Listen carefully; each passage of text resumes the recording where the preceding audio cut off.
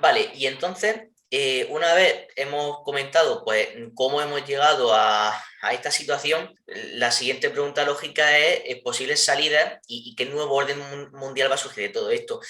Nosotros ahora mismo aquí estamos viendo este mapa, que bueno, me ha parecido más interesante poner esto de fondo que nuestras caras, ¿no? Entonces, lo he dejado a propósito en la zona de Kiev porque hoy se ha producido un hito que desde que empezó la invasión, prácticamente lo primero que hizo el ejército ruso fue ir hacia Kiev. Hoy Ucrania anuncia que la región de Kiev está ahora mismo libre de cualquier soldado ruso, es decir, Rusia se ha retirado completamente de esta región.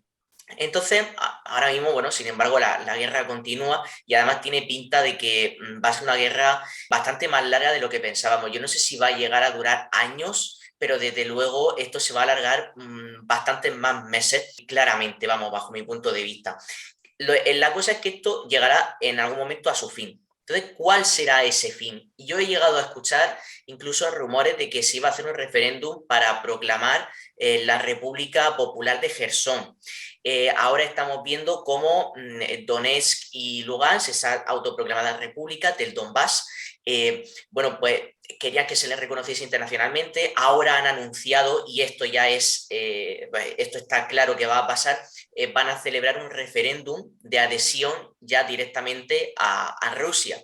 Además, incluso, ya que hemos tocado el tema de Georgia y tal, la república, autoproclamada República de Osetia del Sur, también va a celebrar un referéndum para unirse a Rusia. Entonces, claro, aquí vosotros en este conflicto, concretamente, aparte ya de las consecuencias que va a tener a nivel geopolítico y tal, eh, ¿qué posibilidades veis de fin del conflicto en Ucrania? ¿Creéis que el este de Ucrania va a quedar un poco como las dos Coreas? ¿Va a haber una Ucrania occidental, una Ucrania oriental y todo eso, quitando el Donbass y Crimea, que directamente va a ser territorio ruso? ¿Habrá ahí un estado o varios estilos República Popular de Jersón, etcétera, que se van a quedar al lado oriental del Dnieper? ¿O creéis que la salida va a ser una Ucrania completa, por así decirlo, sin el Donbass y Crimea, que van a ser rusos? Y esa Ucrania, bueno, pues digamos que va a conservar ese territorio a ambos lados del Dnieper, pero va a tener que aceptar algunas condiciones, como por ejemplo, bueno, puedes entrar en la Unión Europea, pero no vas a entrar nunca en la OTAN, tu ejército a lo mejor va a tener ciertas limitaciones, en fin, todo esto que se está comentando, que están negociando ahora. ¿Creéis que sobrevivirá el Estado ucraniano tal y como lo conocemos hoy, quitando el Donbass y Crimea? Y luego también, sobre el tema de Rusia, ¿qué creéis que va a pasar al final? Porque en la salida, ya en el plano geopolítico, que ya lo pongo y ya os dejo que tal, pues claro, aquí Rusia es un actor que podría ser decisivo en la balanza respecto a China y Occidente. ¿Por qué? Porque Occidente necesita, Estados Unidos, ¿no? Es la primera potencia que ahora mismo tiene un enemigo número uno que claramente no es Rusia, es China, es su competidor más directo. Entonces, claro, aquí en Rusia, después de todo esto, es posible. ¿Cómo lo veis que pueda acabar todo esto? ¿Creéis que al final, de una forma u otra, va a pivotar hacia Occidente o Estados Unidos para contrarrestar a China, que es un país con el que también tiene... Bueno, si es que todo esto lo había explicado ya, pero os voy a preguntar más concretamente qué creéis que pasará finalmente. La situación la tenemos clara. ¿Qué creéis que pasará? Empezamos, si queréis, con Vale, el tema de vale, Ucrania como tal. Si quieres, Andrés, Vale. em- A ver. sí, empieza tú si quieres. Vale, sí, eso empecé yo. Yo creo que lo primero que se tiene que hablar aquí es de cuál era el plan primero de Putin, para más o menos tener una idea de por qué se decide esta guerra. Ya se podría hablar que, ahora se dice que la inteligencia rusa estaba mal planteada, que Putin no estaba informado, no lo sabemos exactamente. Bueno, parece ser que se está viendo que se equivocaron, pero está claro, y además los hechos empíricos son que Putin lo que quería era una victoria rápida.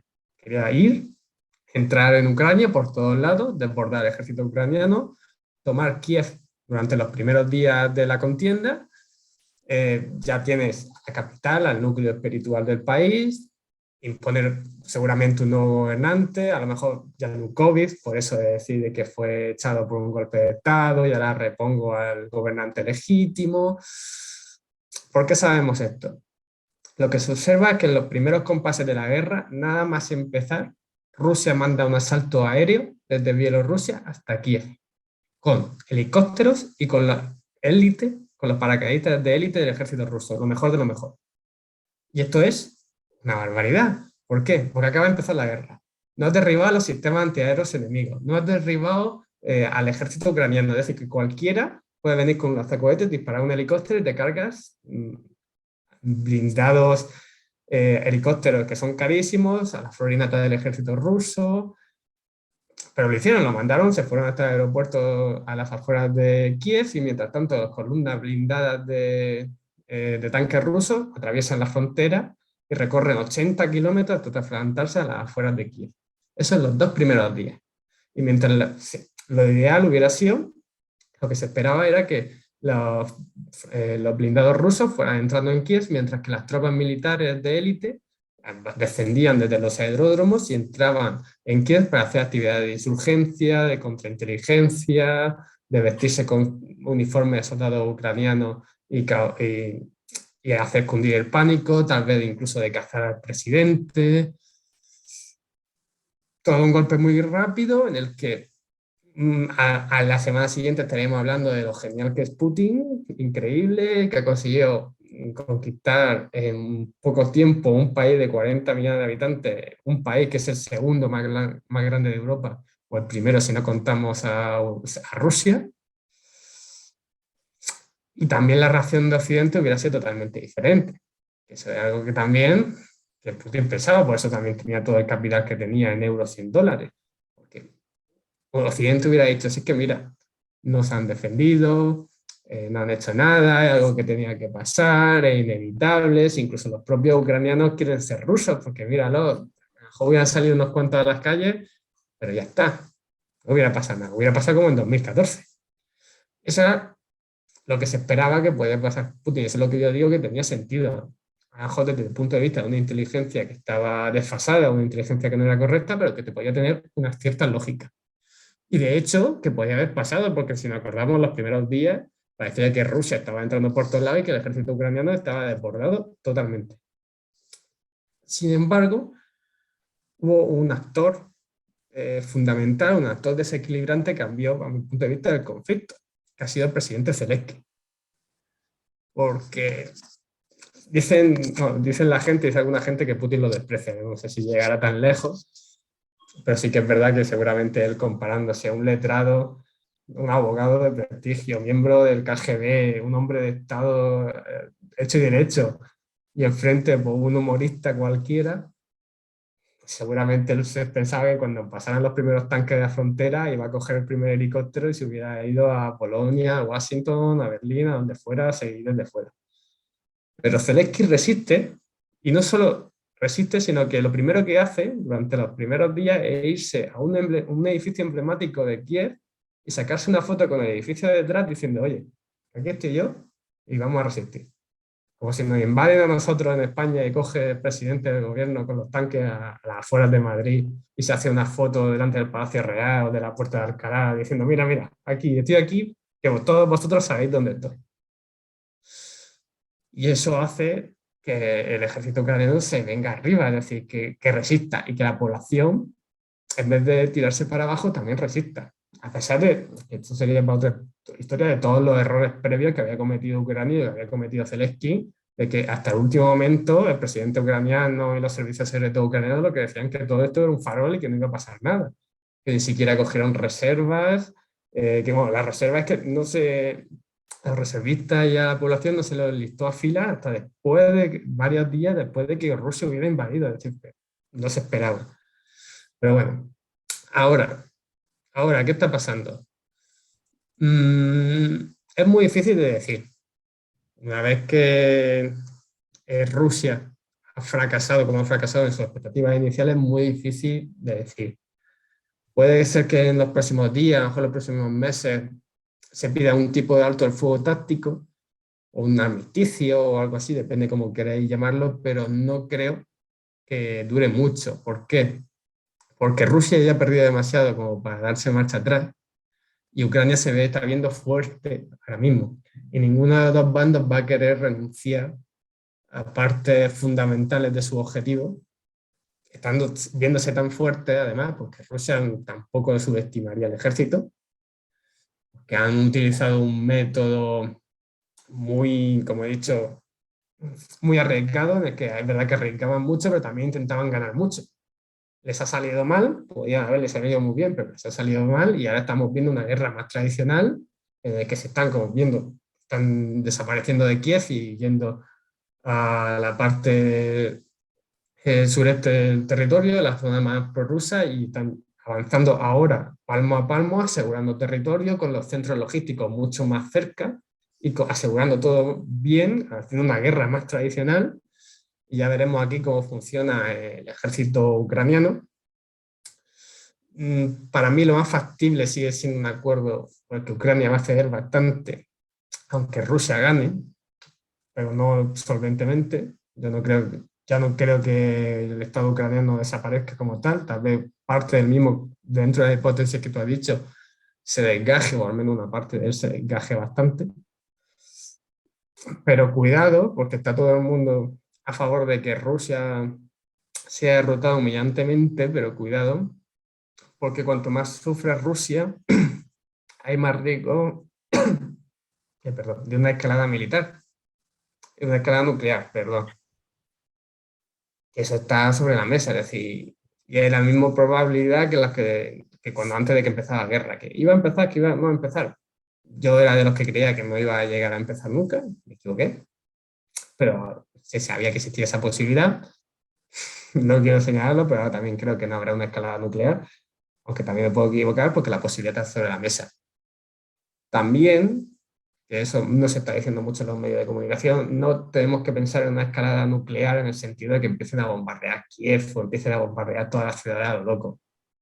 La doctrina rusa nuclear normalmente no hace eso. Lo más probable sería que lanzaran una bomba nuclear o a lo mejor dentro de una brigada ucraniana, o que sería raro dentro de eso, pero lo más probable es que lanzaran una bomba nuclear o en algún sitio despoblado, ya sea o dentro de Ucrania, donde sepan que no hay nadie, o en el mar Ártico, o en el mar Negro, a lo mejor cerca de las fronteras de la OTAN, o de Finlandia, o de Suecia, como así un estilo de miedo, de cuidado, ahora que se están acercando mucho a la OTAN, que empiezan a meter miedo y se sientan ya a la mesa de negociación diciendo la siguiente, ten cuidado que a lo mejor va en otro sitio. También pueden empezar a derribar satélites utilizando órbitas de forma indefinida, tirando de basura espacial y demás. Y más o menos voy a dejar que Nepo si quiere hacerme alguna puntualización y después sigo con Sí, pero otras cosas que me antes parecen interesantes. antes de que continúe Nepo, entonces tú crees, por clarificarlo, que el este de Ucrania será desgajado del país o crees que el país sobrevivirá como tal? Creo que más bien piensas que el país va a sobrevivir entero quitando el Donbass y Crimea, ¿no? Sí, no, es difícil de planear. La zona que ahora mismo está ocupada, de Donbass y Crimea, veo difícil que el ejército ruso se retire. Sí, pero cuando Y eso digo el este, me refiero ya a todo lo que hay al oriente del Dnieper. Kharkov y todo esto, ¿no? todo, no sé si será factible o no. Habrá que ver cómo se va comportando el ejército ruso ahora y el ejército ucraniano. Están diciendo que el ejército ucraniano va a recibir más material. Se está hablando de que a partir de ahora Estados Unidos va a enviar tanques, Inglaterra va a enviar artillería a largo alcance. Y mientras tanto Rusia, por su parte, acaba de hace unos pocos días de promulgar un edicto en el que pueden llegar a enviar hasta casi 200.000 hombres más al frente, está concentrando tropas, es decir, estamos yendo a una guerra más tradicional. Si Ucrania consigue frenar a Rusia en el lado derecho del Dnieper, podríamos decir que a lo mejor solamente se desgaja Crimea, Donetsk y Lugansk y una parte un poco más grande. Pero si al final la profesionalidad del ejército ruso se sobrepone al ucraniano, que pensáis que están sufriendo muchas bajas, podemos ver una parte más grande. Yo no creo tanto, a no ser que entre el componente atómico, No creo tanto como como pasa en Corea, dividir en dos totalmente, pero a lo mejor que factiblemente podría perder Ucrania un 25% de su territorio. Sí, yo simplemente para contribuir a lo que ha dicho Andrés, estoy bastante de acuerdo en lo que has, bastantes cosas, simplemente para no quiero decir lo mismo. Entonces, solo simplemente quiero apuntar que Rusia, que recordemos, realmente Rusia es un poder decadente a nivel económico y militar. Y esto es así. Eh, ya no solo porque tenga más o menos tropas, sino porque es evidente que por mucho que tenga más a nivel de moral de tropas, a nivel tecnológico, a nivel logístico, bueno, se han visto todas estas fotos y estos vídeos que son casi hasta cómicos, partiendo por Telo y Filemón, algunos, de tractores ucranianos empujando o como guardando un montón de tanques rusos dejados en medio del bosque, son casi, o sea, parece casi una película de Monty Python, ¿no? Pero lo que quiero decir, mi punto con eso, lo que quiero decir es que Rusia, consciente de que no puede imponer completamente su ley en los sitios que ha invadido y en los que ha influido, como en Ucrania, como en Georgia, como en otros países, lo que hace es congelar los conflictos. Hace que es lo que aquí se llaman, bueno, que en Estados Unidos, que es donde estoy ahora, lo llaman frozen conflict. Y lo que está pasando en Osetia, que ha mencionado Juan Carlos antes, lo que está pasando desde 2014 en Luhansk y en Donetsk, son conflictos congelados. No es una guerra activa en los que cada día se mueren miles de personas, sino que hay diferentes outbursts, bueno, por así decirlo, bombas, no bombas, sino diferentes bolsas de violencia, mejor dicho, separadas e inestables, y no tanto una guerra sin cuartel como podéis imaginar cuando vemos películas pues, de la Primera o la Segunda Guerra Mundial. Yo creo que vamos a avanzar en esa dirección. Yo no me atrevo a hacer un pronóstico sobre cómo va a quedar Ucrania. Me parece difícil que Rusia se lleve mucho territorio. Pueden llevarse algunas zonas fronterizas, más allá de, evidentemente, Crimea, que de facto ya es suya, y que las dos repúblicas semi-independientes que de facto ya son controladas por ellos.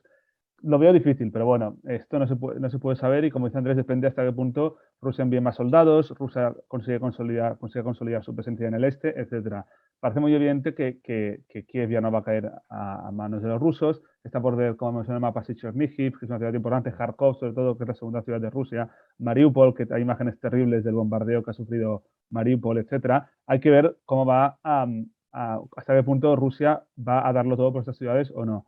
Parece bastante parece que Rusia está muy interesada en Mariupol porque lo que Mariupol simbolizaría y implicaría, gobernando Mariupol, está en este corredor desde el extremo este de Ucrania, es decir, desde Luhansk y desde Donetsk, hasta Crimea. Y esto a nivel logístico a Rusia le va muy bien y le interesa mucho. Es un corredor muy importante. Y parece que Mariupol en algún momento va a acabar cayendo y creo que va a ser una tragedia a todos los niveles. Pero es posible que es lo que vaya a pasar. Entonces, simplemente apuntar esto, que Ucrania se va a convertir, o el este de Ucrania se va a convertir en un frozen conflict, y que es terrible, pero también tengo que decir que es preferible a una guerra completamente mundial o sin cuartel. Dicho esto, creo que ahí sí que la Unión Europea y la OTAN deben ser fuertes y contribuir a que este conflicto a largo plazo acabe cayendo del lado de Ucrania y del bloque occidental. Creo que esto es importante decirlo. Es decir, yo no creo que la OTAN tenga que intervenir militarmente, y esto lo opina muchísima gente que sabe mucho más que yo. No creo que tenga que intervenir militarmente, pero tampoco podemos quedarnos de brazos cruzados. Sobre todo si la guerra sigue, como apunta JC, Juan Carlos, y yo creo que esta guerra va a seguir durante bastante tiempo, pero en un estado congelado. Vale, sí. También, para seguir respondiendo a las preguntas que nos has ido lanzando, en cuanto, por ejemplo, el nuevo orden mundial. Además del golpe de realidad que supone la invasión de Ucrania, también yo creo que se refleja muy, muy, muy bien el fracaso de la nueva doctrina que Biden ha intentado poner a los Estados Unidos de América, la que han llamado como disuasión integrada, o de un nombre así similar. Acaba de empezar esto rápido. Porque Es una cosa muy moderna, o sea que tenemos que ver cómo evoluciona. Pero acaba de empezar y para mí ya casi como una derrota prácticamente de empezar, porque yo no creo que Rusia hubiera actuado así, tanto sin el desastre de la OTAN en Afganistán, donde se vio todas las deficiencias de la OTAN, todos los países huyendo casi sin ayudarse unos a otros, o sea, salir lo más rápido posible del territorio, como Biden, que durante todos estos últimos meses se ha empeñado y ha continuado diciendo que en ningún momento, en ningún caso pasase lo que pasase, iba a enviar tropas a Ucrania, da igual lo que hiciera Rusia. Incluso ni siquiera llegó a enviar armamento, una gran cantidad de armamento fuerte antes de la invasión, por si acaso enfadaba a Rusia y le daba por invadir. Es decir, esto de amenazar con este aislamiento económico y diplomático, pero nada de militar, a nosotros, para nosotros como occidentales, sí que nos podría influenciar, pero hay determinadas potencias autocráticas que a lo mejor no se ven tan... Que les da bastante igual, básicamente, sí, sí, es verdad. También, otra parte, a nivel de condena internacional contra Rusia. Eso tiene muchos matices, todo lo que se ha estado hablando de que condena internacional del mundo entero contra Rusia. Tenemos que abandonar nuestro eurocentrismo un poco. Es verdad que Occidente sí que está muy unido, pero miremos, por ejemplo, la declaración de la ONU que tanto se ha cacareado estos días. A ver, tengo aquí los números, creo que eran 141 de 193 estados han condenado ha condenado a Rusia en la ONU, que puede parecer mucho, pero los 35 estados que os han abstenido o han votado en contra representan a más de la mitad de la población mundial. Para que nos hagamos una idea. Es decir, hay estados como China, como India, como Vietnam, como Sudáfrica, que no le están apoyando. Es decir, que de verdad no le están apoyando, pero tampoco lo están condenando. Sí, yo creo que en eso... Sí. Vamos a un mundo... Sí, simplemente para recoger tu guante.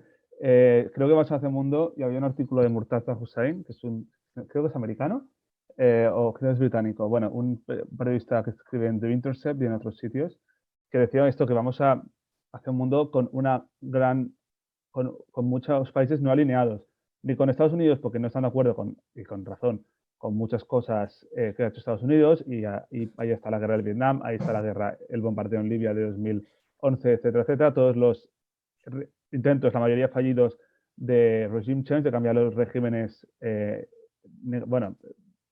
por así decirlo, hostiles a Estados Unidos, y a la vez su ayuda a regímenes muy autoritarios, Arabia Saudí, Qatar, Emiratos Árabes Unidos, etcétera. Hay países que no caen un poco en esa trampa, por así decirlo, americana, de decir, de apoyar a Estados Unidos cuando hay que ir contra Rusia, por mucho que en este caso es verdad que Rusia ha hecho algo injustificable, pero que también lo que están diciendo estos países es, oye, nosotros tenemos unos intereses nacionales y no nos interesa ahora ir un poco, subirnos al carro, por así decirlo, de Estados Unidos. Por mucho que por una vez Estados Unidos ahora tiene razón y condenar a Rusia me parece que es necesario a todos los niveles.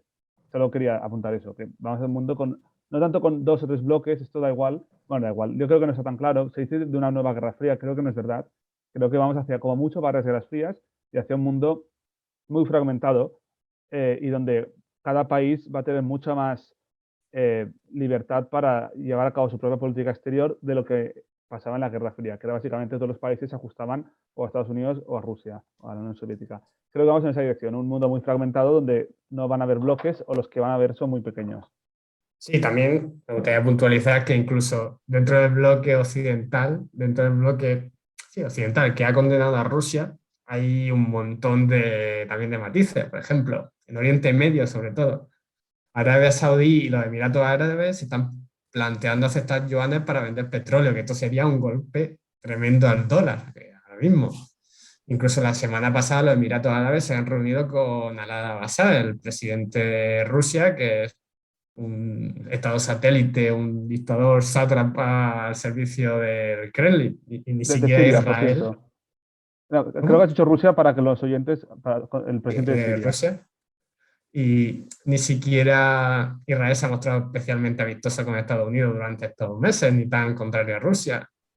Al final Estados Unidos está saliendo de Oriente Medio, eso lo sabe todo el mundo, y el vacío de poder siempre se tiene que llenar con algo. Rusia y China tienen muchos intereses ahí.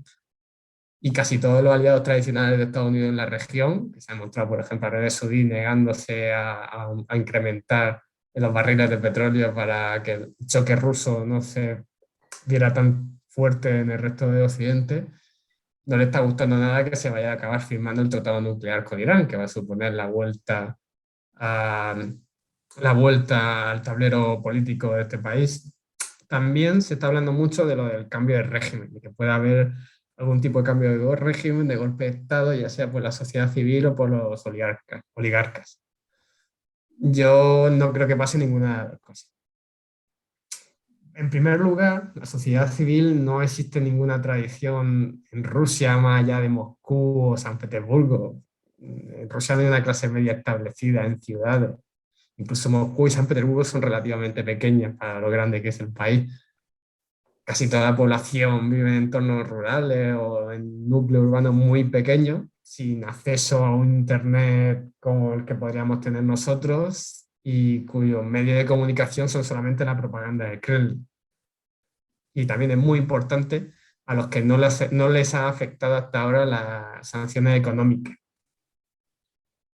Cuando pensamos en la sociedad civil rusa, pensamos en cómo reaccionaríamos nosotros, pero nosotros tenemos una cultura individualista, tenemos una cultura en la que nos importa el precio de la gasolina, nos importa el precio de la luz, nos importa que el Estado no se meta con nosotros. Pero tenemos que pensar que toda esta población, sobre todo en entornos rurales más tradicionales Rusia, tiene una cultura muy oriental, el alma oriental de Rusia, una cultura muy colectivista. El sentido no ideológico, sino en el sentido en el que creen que existe algo superior a ellos mismos. Nosotros nos importa más, yo qué sé, vivir bien, ser independientes, ser egoístas, pero mucha de esta gente colectivista, esto es muy propio oriental y también existe en Rusia, creen que hay un colectivo, llámase nación, estado, religión, en este caso Rusia, que es más importante que ellos y eso les importa más, para mucha de esa gente le importa más que Rusia sea más fuerte antes de que ellos puedan estar mal, mejor o peor económicamente. Y a nivel económico, lo que he dicho antes, es decir, es verdad que Europa ha actuado mucho más fuerte de lo que se esperaba a nivel de las sanciones, que pues sí que pueden ser que las más importantes que se han hecho nunca, pero tampoco son tan fuertes como las que se ha querido vender. Al final, Rusia depende de lo que vende, es petróleo, gas y trigo, y qué casualidad que son justamente esos tres elementos los que no se han tocado. De los 7 bancos más importantes de Rusia, solo uno ha sido afectado por las sanciones. Es verdad que a largo plazo el país va a sufrir una gran descapitalización a nivel humano porque muchos de esa clase media que sí que tiene futuro se va a ir, sobre todo los más preparados. Van a perder mucha inversión extranjera, lo que va a lastrar sobre todo tecnológicamente, pero a corto plazo no, porque toda esa inversión también rusa que estaba en el extranjero va a volver ahora y va a empezar a invertir dentro del propio país. Eso hay un ejemplo muy claro que, por ejemplo, es el de Irán, que el primer año le afectó muchísimo las sanciones, pero el siguiente año fue uno de los países que más creció, porque toda la inversión iraní que estaba en el extranjero volvió al país y se rentabilizó en el país. Es decir, que a largo plazo sí que afectará, pero no esperemos que a corto haya ningún tipo de revolución. Y en cuanto a un golpe interno, también es muy poco probable. No solo porque Putin ha creado un gran sistema de contrapeso entre la Guardia Nacional, el Ejército, la inteligencia interior, la exterior, que hace que sea muy difícil organizar un golpe porque tienes que ponerse de acuerdo en demasiadas facciones para que tenga éxito. Y eso es muy, muy difícil. Y eso a pesar de las bajas, y que digamos, ya dicen los últimos informes entre 10.000 y 15.000 soldados, que es casi el 10% de la fuerza rusa. Aunque bueno, también se está viendo que según otras imágenes que son espantosas, que están dejando a los soldados incluso muertos en territorio ucraniano, que no los recoge, se está hablando de crematorios portátiles, se ve que para que no entren las tropas rusas muertas y que la familia y la gente no lo vea. Y también yo no esperaría mucho de los oligarcas, porque eran mucho más poderosos cuando tenían propiedad en Occidente. Yo no sé estas sanciones que afectan a los oligarcas con la esperanza de que derriben a Putin, no les veo mucho sentido porque antes tenían más poder fuera, ahora todo lo que les queda es Rusia. Es decir, ahora dependen totalmente de Putin, no como antes. Así que veo difícil que se vuelvan ahora contra él. ¿Tú cómo lo ves, Nepo? ¿Qué parte? O sea, la parte, yo veo muy improbable un golpe de Estado. Se hablaba esto de, bueno, es que hay bastante tela que cortar, ¿eh? Pero yo creo que que es muy improbable. Es que creo que caemos un poco en una ingenuidad en Europa y en Estados Unidos y en un eurocentrismo, o estocentrismo, mejor dicho, de pensarnos que lo que nosotros pensamos, lo que nosotros vemos, es la percepción que tienen en Rusia, sobre todo las élites. Al ministro de Defensa, yo no sé si se habla mucho de que incluso Shoigu, el actual ministro de Defensa, esto fue más hace un mes, al principio de la guerra, estaba planeando incluso un golpe de Estado, no sé qué. Es posible, pero me extrañaría mucho. Es todo, y me extrañaría todavía más que se filtrara a los países occidentales. Y luego además se dijo que Shoigu había tenido un ataque al corazón o que había sido apartado del poder, y el otro día apareció en una conferencia aparentemente sano. Es decir, que hay mucha desinformación, siempre hay lo que se dice la fog of war, la niebla de guerra, creo que lo decía Clausewitz. Es muy difícil esclarecer exactamente lo que está pasando ahora mismo en los corredores del poder en Moscú, en el Kremlin. Me parece muy improbable, por varias razones que ha expuesto Andrés, que haya un golpe de Estado entre las élites rusas. Creo que hace 6 años que Putin, cuando llegó al poder en 2000, sacó a toda la oligarquía y a toda la nobleza económica que había en Rusia, y es falso. Putin sacó a unos oligarcas, que eran los que estaban con Yeltsin, y metió a los suyos. No, Putin no limpió la política. Putin sacó a unos parásitos y puso a otros sus propios parásitos en Rusia. Y esto es así. Y tiene, bueno, de la misma forma, no hemos hecho paralelismos fuera de la historia, o sea, de otros momentos históricos, pero por la misma razón que Franco murió en la cama y no sufrió un golpe de Estado, porque por mucho que hubiera mucha oposición interna clandestina en España, y la hay en Rusia también, al final Franco se cubrió las espaldas a su alrededor, y por eso no fue apartado del poder desde España. Eso es un poco mi conclusión en Rusia. La otra pregunta, bueno, la parte, no sé si quieres comentar lo de Irán o un poco más la política exterior. Yo quería preguntaros ya para, digamos, recapitular en esta parte el tema de Rusia concretamente. ¿Vosotros creéis que en un futuro, y después de todo, con o sin cambio de régimen, en cuestión geopolítica pura y dura, vosotros pensáis que Rusia acabará finalmente, y pese a sus enemistades prácticamente estructurales, esenciales, por así decirlo, con China? ¿Creéis que acabará en los brazos de China pese a tener esas diferencias profundas con este país? ¿O creéis que, por el contrario, acabará finalmente en el lado occidental?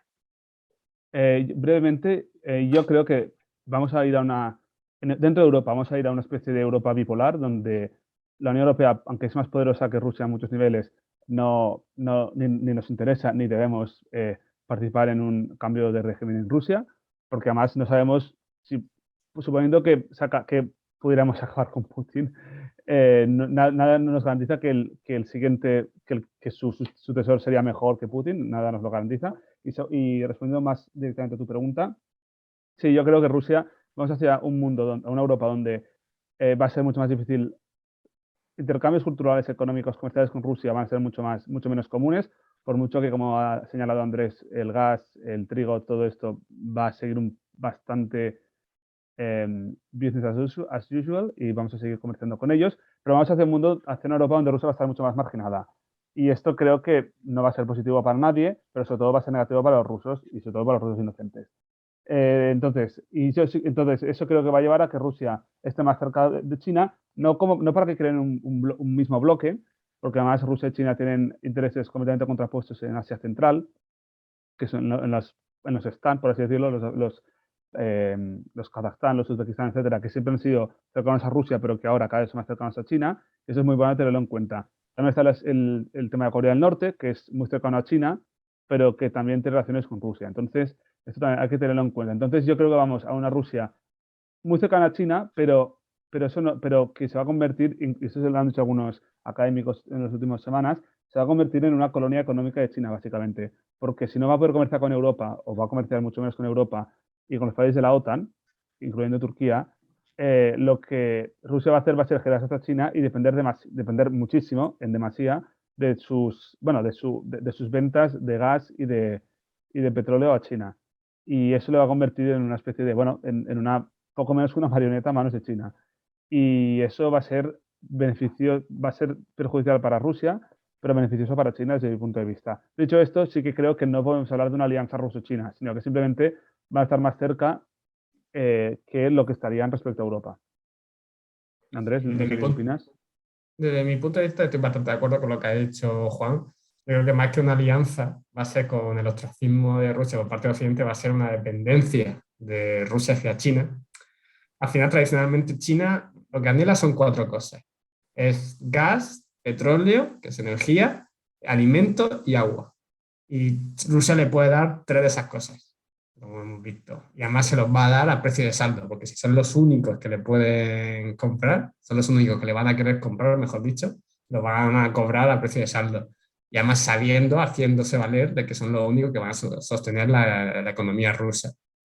Esto a nivel internacional puede tener un efecto que es el que más miedo me da, que hasta ahora China ha sido un gigante económico, pero bastante pacífico, sobre todo a nivel militar. Sí que ha tenido líos con Taiwán y el mar de China, pero bastante pacífico. Y esta sumisión del Kremlin a Shanghái puede hacer que se convierta como un duopolio, mientras que China se muestra de cara a la galería pacífica, tranquila, que no quiere guerra, respeta la integridad territorial de los estados, utilice a Rusia por la influencia que tiene sobre ellos a partir de este momento para utilizarlos como un arma militar como un inestabilizador global donde sea que quiera. Por ejemplo, ya es conocido que Rusia tiene bastantes mercenarios y tropas a sueldo en África desestabilizando diferentes conflictos. O puede ser que esas tropas se vayan hacia países, se vayan hacia países africanos que molesten a China. Ya veremos en el futuro.